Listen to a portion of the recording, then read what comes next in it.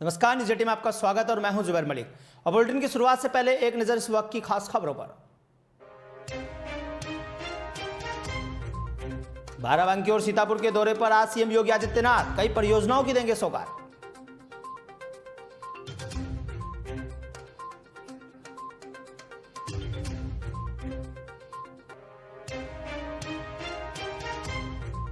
शिवपाल यादव का भतीजे अखिलेश यादव को अल्टीमेटम, कहा जवाब न मिलने पर सभी 403 सीटों पर लड़ेंगे चुनाव।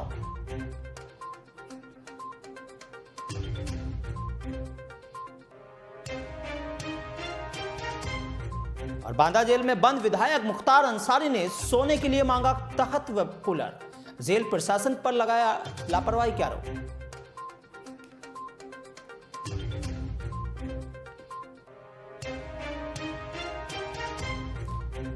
सम्राट मिहिर भोज की प्रतिमा का शिलापाट पर पोती गई स्याही, 150 के खिलाफ मुकदमा दर्ज।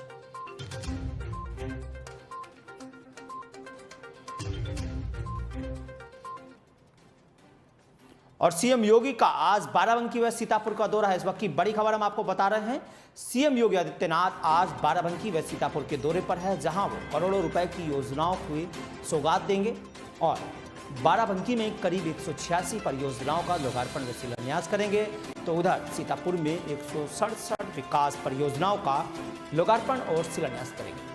इस वक्त की बड़ी खबर हम आपको बता रहे हैं। सीएम योगी आदित्यनाथ आज बाराबंकी और सीतापुर के दौरे पर हैं, जहां वो बाराबंकी में 186 परियोजनाओं का शिलान्यास व लोकार्पण करेंगे, जबकि सीतापुर में 167 विकास परियोजनाओं का लोकार्पण और शिलान्यास करेंगे। इस वक्त की बड़ी खबर हम आपको बता रहे हैं। वहीं इस खबर पर ज्यादा जानकारी के लिए हमारे सहयोगी जुड़ गए हैं फोन लाइन पर अभिषेक शर्मा। अभिषेक, जो आज सीएम योगी आदित्यनाथ बाराबंकी व सीतापुर के दौरे पर हैं, तो क्या कुछ अपडेट है इस खबर पर आपके पास? देखिए, बीजेपी जहां जहां पर पिछले बार 2017 के चुनाव में चुनाव हारी थी, वहां सीएम योगी आदित्यनाथ को लगाया गया है चुनाव जीतने के लिए, और इसी क्रम में वो आज बाराबंकी के दौरे पर है। जी, तो क्या लग रहा है 2022 चुनाव की तस्वीरें इस बार बदल सकती है? क्योंकि जिस तरह से विपक्ष बहुत सारे मुद्दों को लेकर, चाहे बेरोजगारी हो, चाहे किसान आंदोलन हो, बहुत सारी चीजों को लेकर के हमलावर है, तो क्या तस्वीरें बदलती नजर आ रही है इस बार? देखिए, हमला करना और जमीन पे काम करना जुबेर जी दोनों अलग मामले हैं। इस समय विपक्ष जो है वह खासकर मध्य और अवध और पूर्वांचल के क्षेत्र में जमीन पर नहीं दिख रहा है। चलिए अभिषेक, बहुत बहुत शुक्रिया, लेकिन फोन लाइन पर बने रहें, अगली खबर पर बढ़ेंगे, क्योंकि बाराबंकी में 186 परियोजनाओं का लोकार्पण और शिलान्यास करेंगे सीएम योगी आदित्यनाथ, और सीतापुर में 167 विकास परियोजनाओं का लोकार्पण और शिलान्यास करेंगे।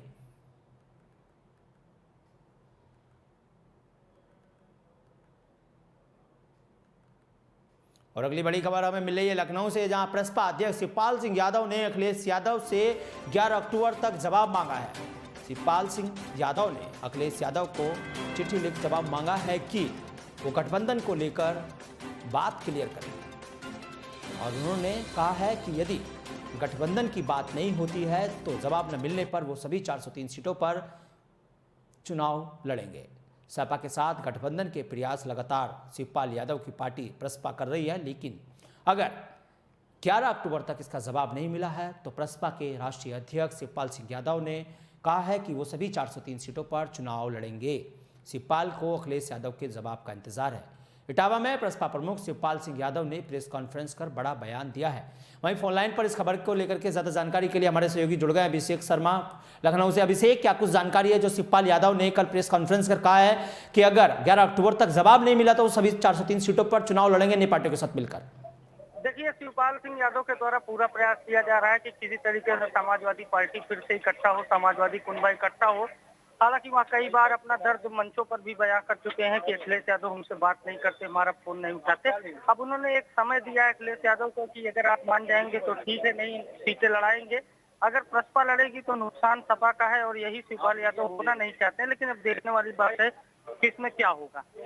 आपसे विषय की भी जानना चाहेंगे, जो काफी पिछले समय से जो गृह कलेश चल रहा था आपस में प्रसपा के प्रमुख और शिवपाल सिंह यादव और अखिलेश यादव के बीच जो चल रहा था, क्या वो सब कुछ खत्म होते हुए 2022 में चुनाव एक साथ लड़ने के कयास जो लगाए जा रहे थे, वो संकेत, क्या कुछ संकेत है? कयास तो लगाए जा रहे हैं, लेकिन जुबेर जी बड़ा सवाल है कि अखिलेश यादव का रुख क्या है। अखिलेश यादव ने अभी तक इस पर कोई मतलब एक सीधा सा जवाब नहीं दिया है कि हम क्या करना चाहते हैं। वो कहते हैं हाँ हमको सम्मान मिलेगा, साझेदारी मिले जैसी, लेकिन जो सीधी बात शिवपाल यादव सुनना चाहते हैं वो अभी तक अखिलेश यादव नहीं बोल रहे। चलिए अभिषेक, फोन लाइन पर आप हमारे साथ बने रहिए, अगली खबर की ओर बढ़ेंगे, क्योंकि इटावा में प्रसपा के प्रमुख शिवपाल सिंह यादव ने प्रेस कॉन्फ्रेंस कर यह बड़ा बयान दिया है कि सपा से गठबंधन पर अखिलेश यादव को अल्टीमेटम भी दिया है और कहा है कि हमने सपा के साथ गठबंधन के सारे प्रयास कर लिए हैं, अब इंतजार समाजवादी पार्टी के मुखिया अखिलेश यादव के जवाब का है, जो 11 अक्टूबर तक वो इसके जवाब का इंतजार करेंगे। और उधर एक और अगली बड़ी खबर हमें मिल रही है, जहां बांदा जेल में बंद विधायक मुख्तार अंसारी ने सोने के लिए तख्त व कूलर की मांग की है। इस वक्त की बड़ी खबर हम आपको बता रहे हैं, बांदा जेल में बंद विधायक मुख्तार अंसारी ने सोने के लिए तख्त व कूलर की मांग की है।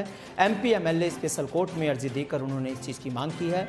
अर्जी में कहा है कि मैं 5 बार निर्वाचित विधायक रहा हूं और मुझे सोने के लिए बेड व कूलर चाहिए, जिसके बाद जेल में सुविधा के लिए कोर्ट ने आदेश भी दे दिए थे सभी सुविधा देने के लिए, लेकिन जेल प्रशासन ने इस चीज़ का अभी तक पालन नहीं किया है, जिसके बाद स्पेशल जज ने जेल अधीक्षक से इस पूरे मामले में रिपोर्ट मांगी है। तो इस वक्त तो वही फोन लाइन पर हमारे साथ जुड़ गए हैं अभिषेक शर्मा। अभिषेक, क्या कुछ जानकारी आपके पास इस खबर को लेकर के, जो ये पूरा मुख्तार अंसारी ने जो ये रिपोर्ट मांगी है, कहा है साफ तौर पर कि मुझे सोने के लिए बेड और कूलर चाहिए, उसको लेकर जिला प्रशासन की ओर से कुछ नहीं किया गया जेल प्रशासन की तरफ से? उत्तर प्रदेश ही नहीं पूरे भारतवर्ष में नियम है कि एमपी एमएलए को बेहतर व्यवस्था उपलब्ध कराती है जेलों में, लेकिन मुख्तार अंसारी के करीबियों की माने तो वह नींद नहीं ले पा रहे हैं, जमीन पर लेटते हैं, पंखा लगा है, कूलर की व्यवस्था नहीं है।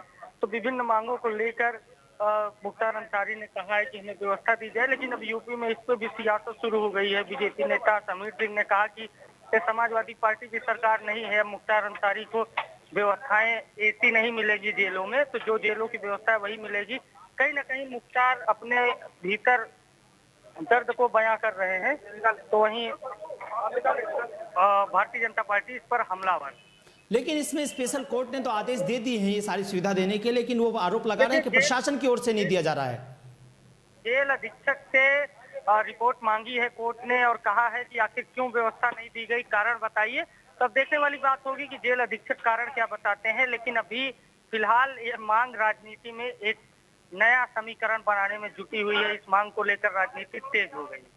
चलिए, बहुत बहुत शुक्रिया अभिषेक इस खबर पर जानकारी देने के लिए आपका, क्योंकि मुख्तार अंसारी ने फिर से डिमांड की है। उन्होंने कहा है कि उन्हें सोने के लिए बेड व एक कूलर की ज़रूरत है, जिसके बाद जेल अधीक्षक को आदेश भी दिए गए थे, लेकिन अभी तक कोर्ट के आदेशों का पालन नहीं किया गया है, जिसके चलते कोर्ट ने जेल अधीक्षक से लिखित में रिपोर्ट मांगी है।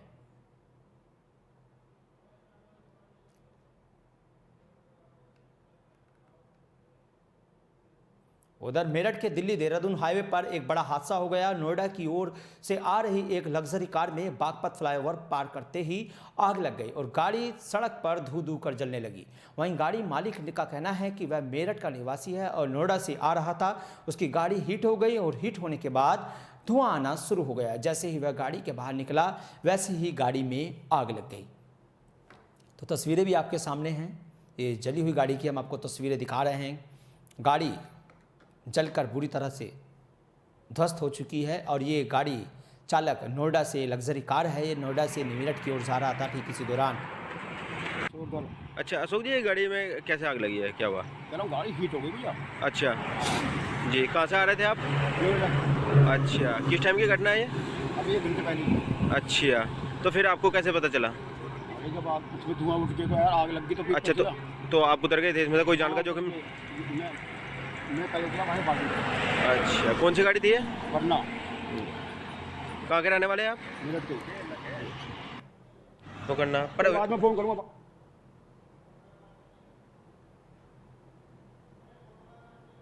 मैं फोन लाइन पर आकाश मलिक जुड़ गए हैं हमारे साथ इस खबर पर जानकारी के लिए। आकाश, क्या कुछ जानकारी आपके पास जो इस गाड़ी में, लग्जरी कार में आग लगी थी? सर, मैं आपको ये बता दूं कि ये गाड़ी जो है नोएडा से जलकर मेरठ आ रही थी। यह लोग किसी काम से जो है नोएडा में गए थे, लेकिन यहाँ पे आके ये ओवर हीट होने की वजह से इसमें धुआं उठना शुरू हुआ। तो ये लोग जैसे गाड़ी से बाहर निकले तो ये एकदम से आग लग गई और जब तक यहाँ पे फायर ब्रिगेड पहुंची तो आकाश, किन वजह से आग लगी थी कार में? जी आकाश, आग लगने के कारण स्पष्ट हो पाए हैं? किन वजह से आग लगी थी कार में क्या? इसमें थोड़ा सीएनजी का वो लगाया जा रहा है कि सीएनजी की वजह से लगी है। जी चलिए, बहुत बहुत शुक्रिया आकाश इस खबर पर जानकारी देने के लिए, क्योंकि नोएडा से ये शख्स अपनी लग्जरी कार से मेरठ जा रहा था, लेकिन इसी दौरान गाड़ी के हिट होने की वजह से गाड़ी में आग लग गई, जिसके बाद गाड़ी चालक ने, जो कार चला रहा था, कार चालक ने कूदकर अपनी जान बचाई। उधर मेरठ के MIET कॉलेज के बीटेक कर रहे सैकड़ों छात्रों ने कॉलेज के गेट पर डीन के खिलाफ नारेबाजी करते हुए हंगामा किया और इसी के साथ छात्र कॉलेज के गेट पर धरने देने बैठ गए।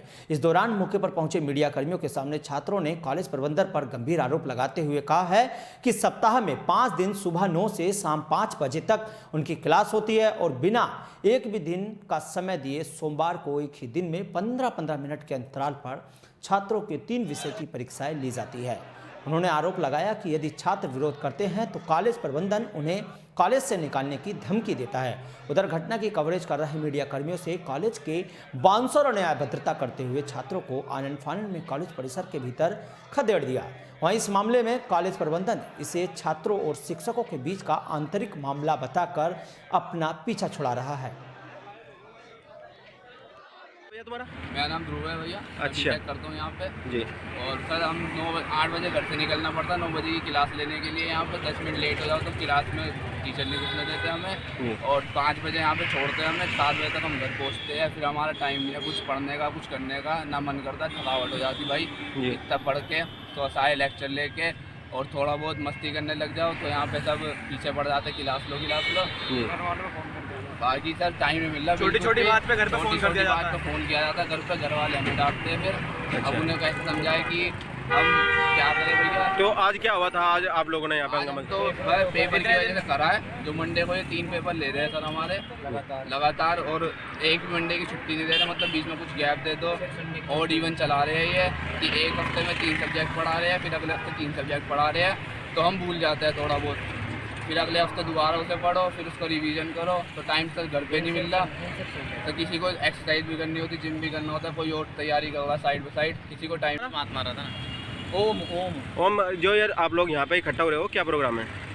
सर ऐसी बात है, हम यहाँ पूरे हफ्ते कॉलेज पढ़ने आते हैं और क्या नाम है, हमारा मेन उद्देश्य यहाँ पे कॉलेज में आने का सिर्फ इतना सा है कि हमें यहाँ पे नौकरी चाहिए ठीक ठाक सी, जिसके लिए हमें यहाँ पे कोई चीज़ कराई नहीं जा रही।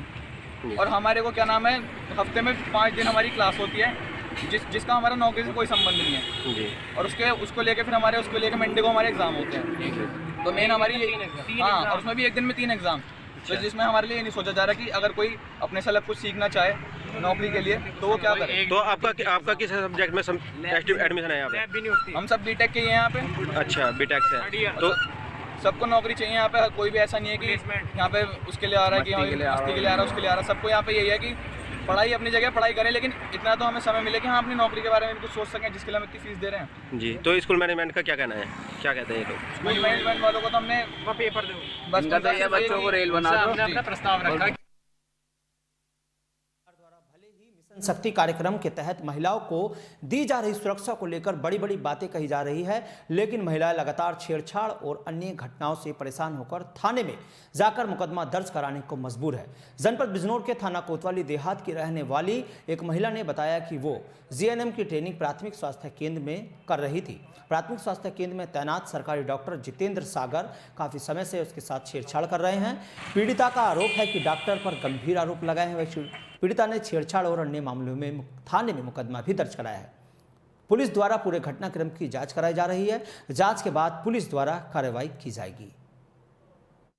मानिए, और मैं पीएचसी में ट्रेनिंग के लिए आई थी सीखने के लिए, और वहाँ जो डॉक्टर जितेंद्र है वो मेरे साथ बहुत मिसबिहेव कर रहे हैं। क्या हुआ आपके साथ, ये पूरी घटना बताओ।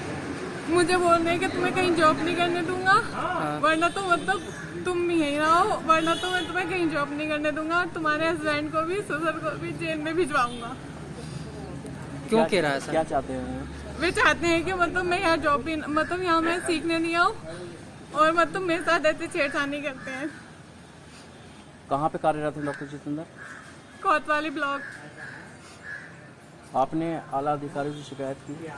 अभी तो नहीं की थी, मैं सोच रही थी शायद ये कल का मामला है। इसमें एक महिला द्वारा जो वही कर्मी है जो है सीएससी पर जो है उसके द्वारा एक डॉक्टर के विरुद्ध जो है अब छेड़छाड़ और मारपीट का आरोप लगाकर प्रार्थना पत्र दिया गया है, जिसपे जो है मौके पर दरोगा जी गए और प्रथम दृष्टया मामला जो भी पाया गया उसके आधार से तहरीर के आधार पर अभियोग पंजीकृत करके इसमें विवेचनात्मक कार्रवाई की जा रही है।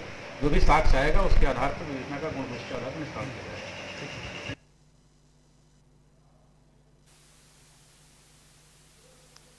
उधर सपा छोड़ बसपा की सदस्यता ग्रहण करने के एक दिन बाद बसपा के वरिष्ठ नेता शंकर यादव ने अपने विधानसभा क्षेत्र आजमगढ़ के ब्लॉक में दर्जनों गांव का दौरा किया और दर्जनों लोगों के घर पहुंचकर शोक संवेदना भी व्यक्त की, क्योंकि जिन लोगों के घर आकस्मिक बीमारी व किसी कारणवश मृत्यु हुई थी उनके घर पहुंचकर शोक संवेदना व्यक्त की है।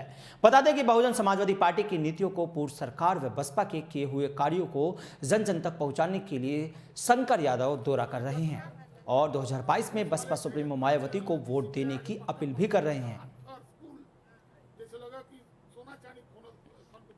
तो शंकर यादव कुछ ही दिन पहले सपा छोड़कर बसपा में शामिल हुए हैं और आज वो गरीब व बेसहारा लोगों से मिलने के लिए घर घर जा रहे हैं और बसपा को वोट देने की अपील। मेरा नाम शंकर यादव है और सगड़ी विधानसभा में बहुजन समाज पार्टी का वरिष्ठ कार्यकर्ता हूँ।